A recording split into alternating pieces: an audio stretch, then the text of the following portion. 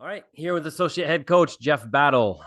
Since the last time we spoke, you guys, pulled out a great tough road win at Villanova, and also lost a close one in overtime to Xavier. I want to talk about both of those. I know though for you it was a big day. Not only you got the win, obviously at Villanova as a Philly guy. The Eagles are headed to the Super Bowl, and I know we were talking before. You had a funny story about you guys exiting before the 49ers Eagles matchup.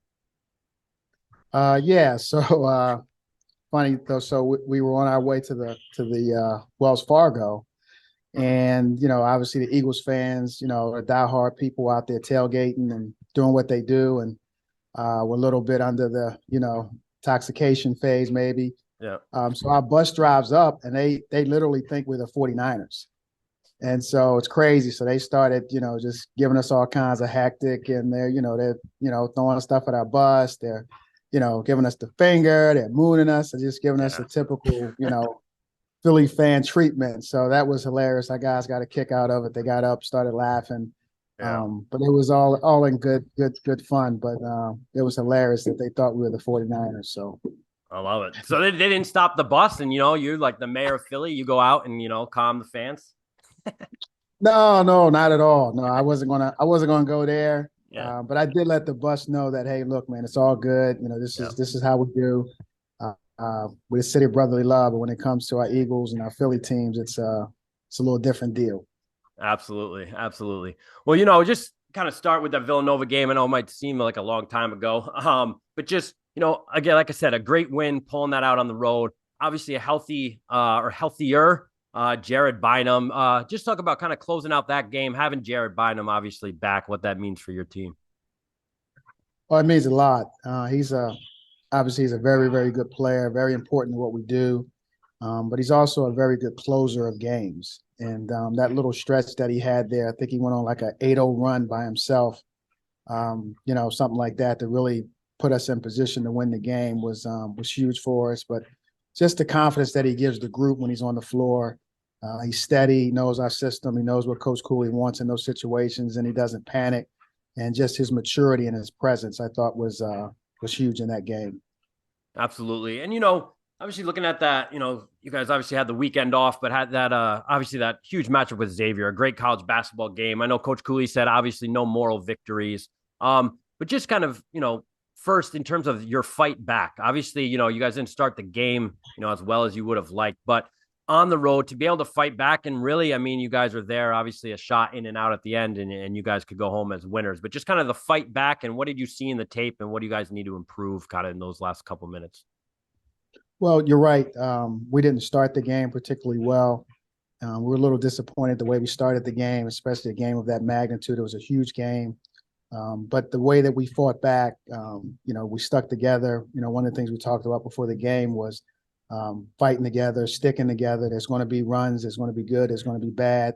But let's make sure we're together. And so I thought we showed that a lot through the course of the game. And again, our maturity levels started showing through in terms of locking in on the defensive end and just playing with a little more urgency and some toughness. And so we just wanted to put ourselves in a position to be able to win the game at the end. And I thought our guys did that, and they fought. I'm very proud of the group. Showed a lot of toughness in a very, very tough place to play. Xavier does a great job there in terms of their game management, their crowd. And so to be able to do that in that situation, in those circumstances, showed a lot of toughness on our part. Definitely. And, you guys are entering obviously into February. I know most coaches I talk to, January in the college basketball season, it's a grind. February, really, I mean, it's there for the taking. You can kind of see the light at the end of the tunnel. You know what you need to do. You guys obviously return home, game against a Georgetown team that, again, if you're, a casual fan, you may look at the record.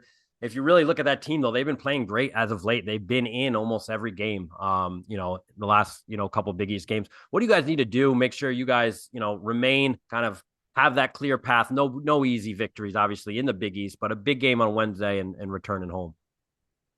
Yeah, absolutely. It's like I say all the time. There's no nights off in this league. You can't look at records. You just can't do that. If you do that, you're going to get, punched in the mouth, and you're going to take an L. And so we have a lot of respect for Georgetown, the way they've been playing. They're talented. They played a very good UConn team tough on Saturday. Had a chance, put themselves in a position to maybe win that game as well. But they're very good, very talented team. They rebound the ball really well.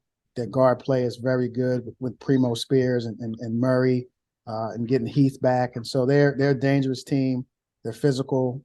Coach Ewing still has them competing at a very high level. Yep.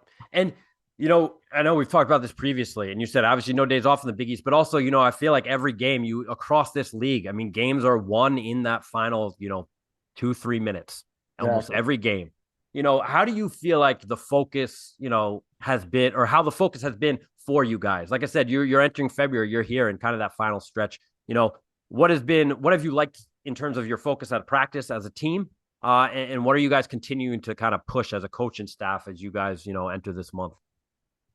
Well, one of the things we're pushing, we've done all season, and even more so now down the stretch here, is the details, paying attention to the details, because as you alluded to, these games comes down to one or two possessions, concentration on the defensive end, paying attention to scouting report, individual tendencies, and then coming out of timeouts, what you want to execute, how we want to execute it. And so we've really been dialed into that in practice per se, paying attention and staying locked into the little things because, like I said, every team is right there. Everybody's good. Everybody's playing, at a high level at this time of the year for the most part.